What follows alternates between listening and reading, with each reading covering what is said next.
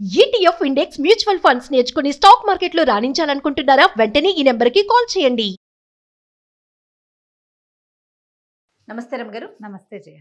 మంచి స్టోరీతో మొదలు పెడదామండి. 3 వరాలు ఎవరెవరికి ఇచ్చారో ఎవరికైనా ఇవ్వని. నీకు 3 వరాలు ఇస్తానంటే ఏం కోరుకుంటావు చెప్పు నువ్వు? నేనా ఎప్పటికి ఇలానే ఉండాలని కోరుకుంటాను రమ్మగారు. నా ముందు ఎప్పుడు రమ్మగారే ఉండాలి. ఇలా స్టోరీలు వింటూ వింటూ వింటూనే ఉండాలనుకుంటాను. ఒక్కళ్ళు కోరుకుంటారు కదా, వాళ్ళ వాళ్ళ ఐడియాలజీని బట్టి. అంతే. ఇది ఆ కథ అనమాట. చందమామ కథ ఇది. పూర్వం ఒక పల్లెటూరులో భార్య భర్త ఉండేవాళ్ళు. వాళ్ళకు ఒక చంటి పిల్లాడు కూడా ఉన్నాడు. కొంచెం పెద్దవాళ్ళు వీళ్ళు, కాస్త 30 దాటాక పుట్టాడు పిల్లాడు. అమిత పోతపర్లు వాళ్ళు, అమిత పిసినార్లు, చాలా జాగ్రత్తగా ఉండేవాళ్ళు. ఎవరైనా ఇంటికి వస్తే చాలా వాళ్ళని మంచినీళ్ళు ఇచ్చి పంపించేసేవాళ్ళు, కానీ ఏమైనా పెట్టడాలు గిట్టడాలు చేసేవాళ్ళు కాదు. ఒక ఏదైనా మినపప్పు కడిగేటప్పుడు ఒక బద్ద పోకుండా, తెల్ల బద్ద పడకుండా చేసేది ఆవిడ. ఓ చిటికడి పంచదార వృధా కాకూడదు, ఓ గుప్పెడి బియ్యం వృధా కాకూడదు, ఓ 4 మెతుకులు ఉంటే మర్నాడు పొద్దుట నీళ్ళు పోసి పెట్టుకునైనా తినాల్సిందే. అలా చాలా శ్రద్ధగా, చాలా జాగ్రత్తగా, చాలా పొదుపుగా సంసారం నడుపుకునేవాళ్ళు.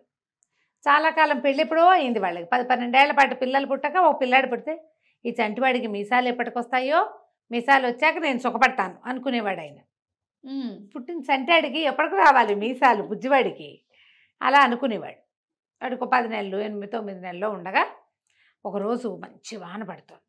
వీళ్ళు పొద్దున్న రాత్రి ఏం వండుకోకుండా పొద్దుటిదో 2 గుప్పెళ్ళు అన్నం ఉంటే కాస్త చారు పోసుకుని ఓ రొట్టె ఏదో చేసుకుని తినేశారు. పొద్దున్న వార్చిన గంజి ఇక చల్లగా ఉంది, రాత్రి ఎందుకులే పదే బాత్రూమ్కి వెళ్ళాల్సి వస్తుంది, రాత్రిపూట గంజి పోసుకోకూడదు, రేపు పొద్దుటికి పోసుకుందామని గంజిలో ఈ మిగిలిన అన్నంలో ఓ గుప్పెడేసి ఓ పక్కన పెట్టుకుంది. ఒక 11 గంటలు, 10:30-11 గంటలకి ఎవరో తలుపు కొట్టారు. సరే తలుపు తీశారు కదా, ఒక సాధువు, బిచ్చగాడు, బైరాగి, సన్యాసి ఆ మధ్య రకంగా ఉన్నాడు ఒక ఆయన.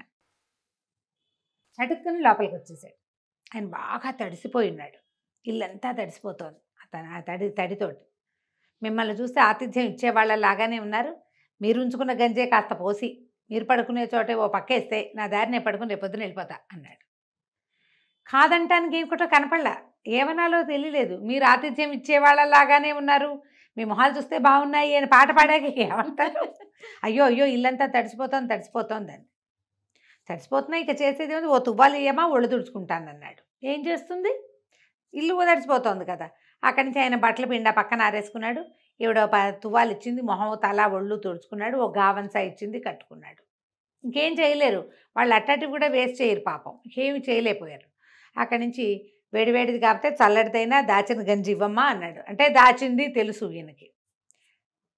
దాచిన గంజి అన్నాక లేదు అని ఎలా అంటాం, అసలు ఆయనే చెప్పేస్తున్నాడు. అక్కడి నుంచి ఏం చేశారు, ఎవరు ఏమిటి అని కనుక్కుంటే ఈయన అన్నాడు, అసలు ఎవరు ఆతిథ్యం ఇస్తారు ఏమిటో చూద్దామని బయలుదేరాక అంతా నానుకుంటూ వచ్చాను, బంగారు కొండలు మీరు కనపడ్డారు, మీ ఇల్లు కనపడింది అని చెప్పి చాలా ఉత్సాహంగా మాట్లాడాడు.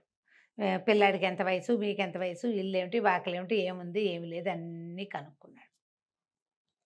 అంతా కనుక్కుని సరే ఆవిడ ఇంకేం చేస్తుంది, గంజి రేపొద్దుటికి బ్రేక్ఫాస్ట్ ఉంచుకున్నది ఇచ్చేసింది, తాగేశాడు.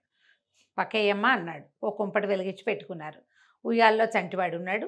వీళ్ళిద్దరికీ చెరుకో మంచం ఉంది భార్యాభర్తకి. ఆయన కూడా ఓ పక్కేశారు.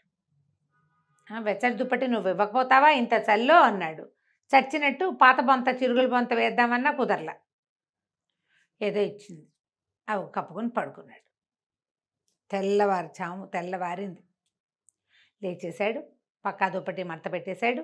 అన్నీ మీరు ఇంత సహాయం చేశారు, బుద్ధిమంతులు, రాత్రి పడుకోబెట్టారు, జావిచ్చారు, గంజిచ్చారు, మరి మీరు అడిగినా అడగకపోయినా 3 వరాలు ఇస్తా, కోరుకోండి ఏం కావాలంటే అది అన్నాడు.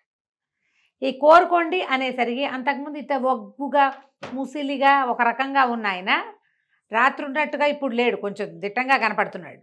మనిషి కొంచెం సాగినట్టున్నాడు, మొహంలో ఏదో వికాసం కూడా వచ్చింది ఆయనకి. 3 వరాలు అడిగేసరికి వీళ్ళు బాగా ఆలోచించారు. ఇద్దరు ఆలోచించి ఏం చేద్దాం అని అనుకున్నారు. ఈయన ఏమనుకున్నాడు, ఈయనకి ఎప్పటి నుంచో కోరిక ఏమిటి, చంటివాడికి మీసాలు రావాలి, నాకేం కోరికలు ఉన్నాయండి, కోరికలు ఏం లేవు. నా చంటి అడిగి మీసాలు వస్తే చాలు. ఈవిడేం కోరుకుంది, ఏది ముట్టుకుంటే అది ఇంత బారైపోవాలి అని కోరుకుంది. ఈవిడేమనుకుంది, పొద్దున్నే బంగారపు కాసు తీసి ముట్టుకుంటే అది ఇంత పొడుగు కడ్డీ అయిపోతుంది. ఏ బెండకాయో ముట్టుకుంటే ఒక బెండకాయ ఇంత బారు సాగిపోయి ఒక పూటకు సరిపోతుంది. వంకాయ ముట్టుకున్నా, వంకాయ ఇంత పొడుగు అయిపోయింది. 10 వంకాయలు తరగకుండా ఓ వంకాయ తరుక్కుంటే కూర అయిపోదు. తోటకూర కాడ ఇంత ఉంటుంది, దాన్ని పుచ్చుకుంటే 10 కాడల సైజు అయిందనుకో, ఒక్క కాడే సరిపోతుంది.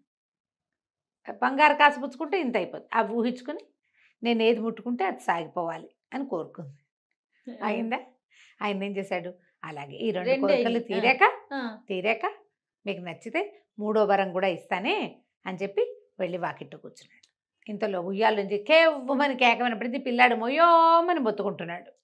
తీరా చూస్తే 10వ నెలల చంటి పిల్లాడికి పెద్ద పెద్ద బొంగ మీసాలు వచ్చేసి ఆ మీసాలు గుచ్చుకుని కొయ్యోమని వడిగి ఏడుపు.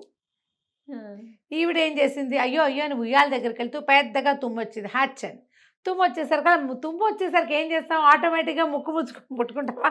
ముక్కు ముట్టుకోగానే ముక్కు ఇంత పడుకుని సాగిపోయి నేలకు తగులుతాం. ముట్టుకుంది కదా, ఏది పట్టుకుంటే అది పొడుగైపోయి.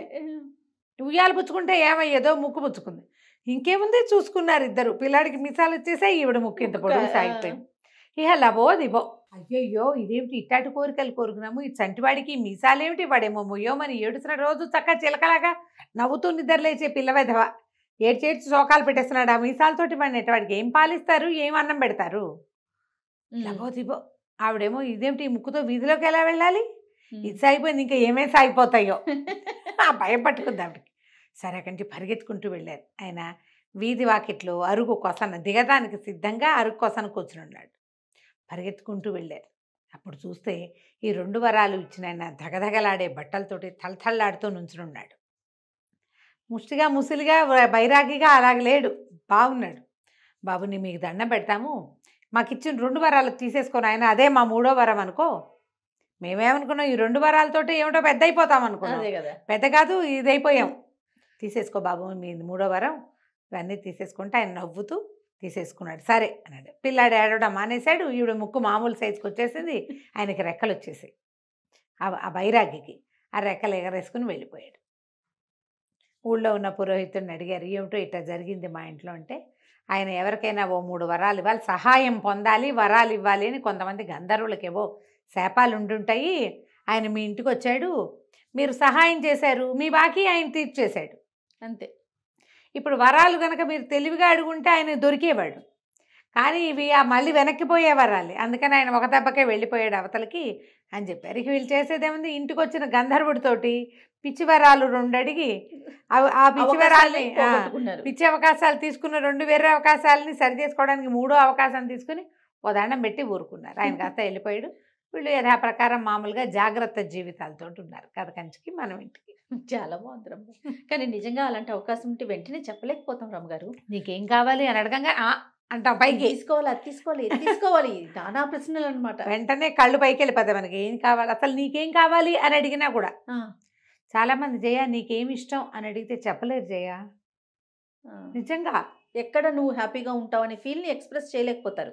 ఇప్పుడు సినిమాటిక్గా నేర్చుకున్నారు కానీ జనాలు నిజానికి రాదు. అవన్నీ ఒక లిస్టు పెట్టుకుని ఎవరిని అడిగితే చెప్పడానికి రాసి పెట్టుకుంటున్నారు. నిజంగా ప్రశ్న అడిగితే అసలు నీకేం కావాలి అని అడిగితే చెప్పలేకపోతాం. మీకేం కావాలి రమ్మగారు? తెలియదు జయ నాకు కూడా కదా రమ్మగారు. అసలు మనకి ఏం కావాలి అనే విషయం క్లారిటీ లేదు. మనం నిజం ఒప్పుకుంటున్నా, నేను నాకు అది కావాలి అని నేను చెప్పలేను. అది వచ్చాక ఇంకోటి ఏదో లేదనిపిస్తుంది కదా. మారిపోతూ ఉంటాయి, మానవ సహజమేమో. అంతే, ప్రయారిటీస్ మారిపోతుంటాయి కదా, కోరికలు మారిపోతాయి. రైట్ రమ్మగారు. నమస్తే. నమస్తే జయ.